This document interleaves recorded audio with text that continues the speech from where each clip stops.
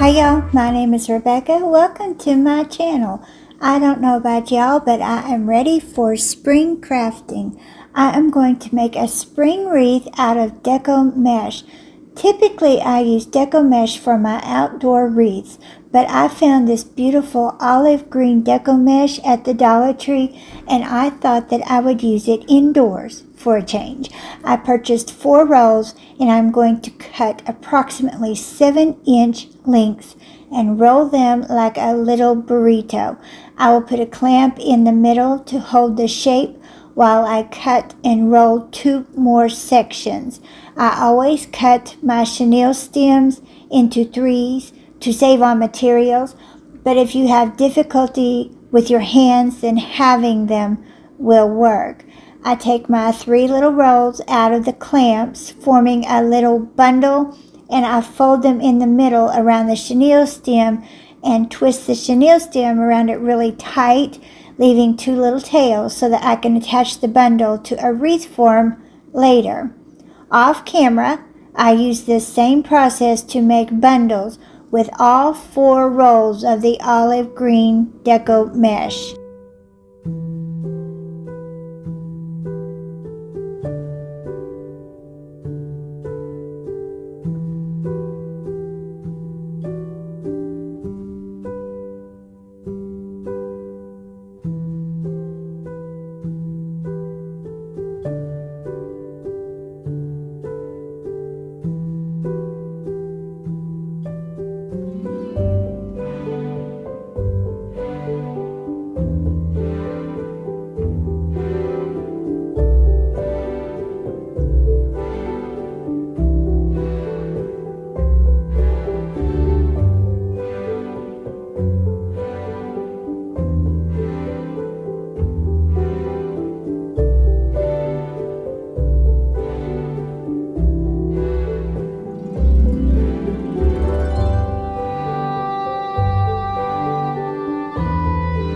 I am using the 18-inch wreath form from the Dollar Tree. Now, using the Deco Mesh indoors is not the only thing that I am doing differently with this wreath.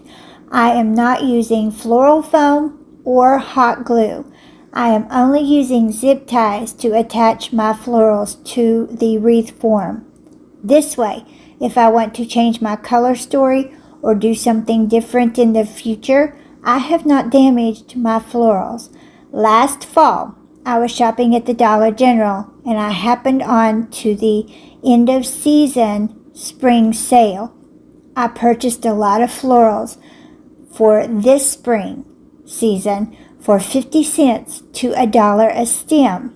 Florals are not cheap, and when you can find them on sale, you snag them up. So if you can reuse them, reinvent them, then by all means do so. I am gently bending the stems around the wreath form and zip tying them securely into place. I buy my zip ties in a large variety pack at Dollar Tree. They come in 100 piece or 120 piece pack for $1.50.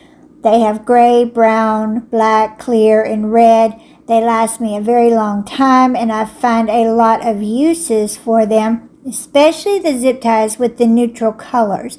And I save the red zip ties for my summer patriotic crafting or Christmas. It took a lot of flipping my wreath back and forth. I would figure out where my floral needed to be placed in the front and then turn it to the back and make sure that I had a good place to secure it on the back side.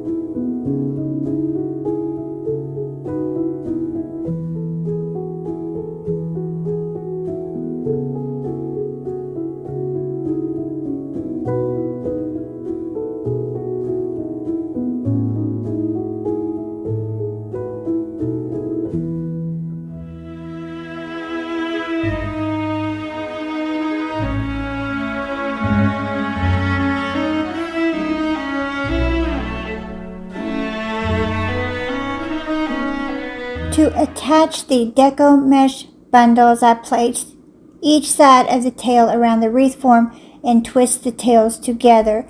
I do not like to put the Deco Mesh on the outside or inside rail of the wreath form.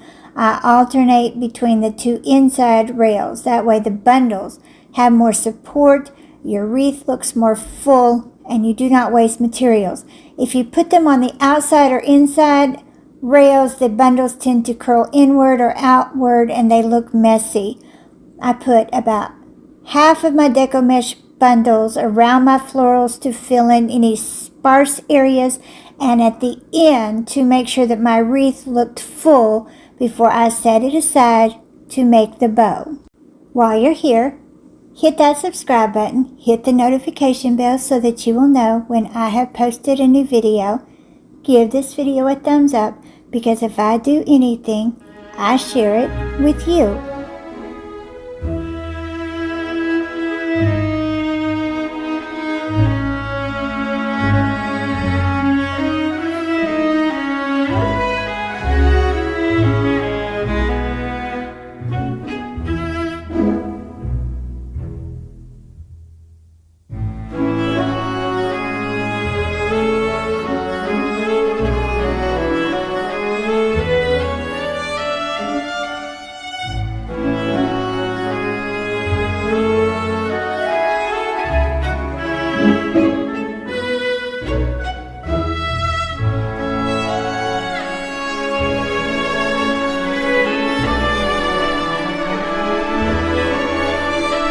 I have said it once, I'll say it again. I do not give good bow tutorials. There are many creators who give very detailed bow making tutorials. Please seek them out.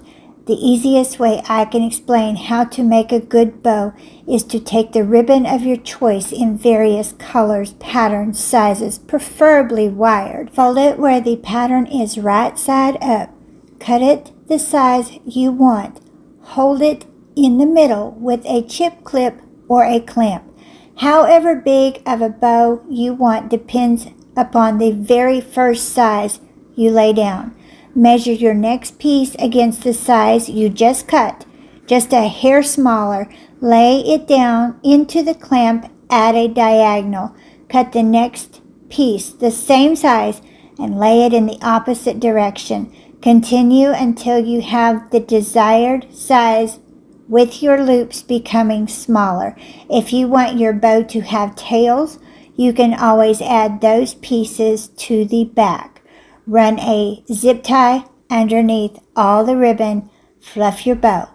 To attach your bow, you can run a zip tie through the middle and over the crossbar of the wreath form. Now that I know how much real estate my bow is going to cover, I'm going to use the last of my Deco Mesh bundles to finish covering the wire of my wreath form. Thanks for hanging out with me. I really do appreciate it, and thank you so much for watching Crafts, Laughs, and Chaos. I'll catch y'all in the next one.